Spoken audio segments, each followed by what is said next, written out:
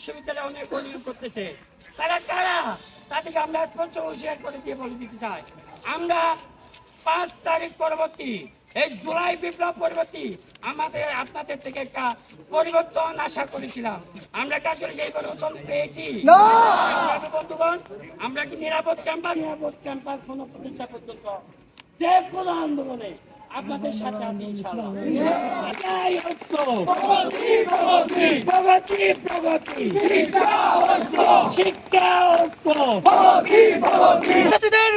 নাম ব্যবহার করে সারা বাংলাদেশে সন্ত্রাসের নামে অরাজকতা সৃষ্টি করার পায়তারা করতেছে। স্পষ্টভাবে বলতে চাই, খুলনা বিজ্ঞান ও প্রযুক্তি বিশ্ববিদ্যালয়ে যারা আমার ভাইয়ের উপর হামলা করেছে, আমরা এই হামলার তীব্র নিন্দা ও প্রতিবাদ জানাই।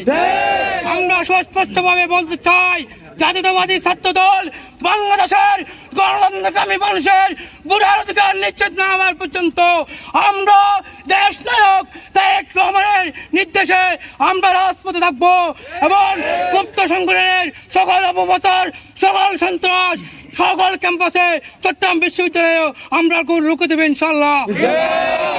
আরো সুস্পষ্টভাবে বলতে চাই, যারা সাধারণ ছাত্রছাত্রীদের নাম ব্যবহার করে যারা ছাত্রলীগের দূষণের পুনর্বাসন করতে চান, তাদেরকে হুঁশিয়ার করে দিতে চাই, জাতীয়তাবাদী ছাত্র দল যে কোনো সন্ত্রাস, যে কোনো অরাজকতা আমরা মেনে নিব না।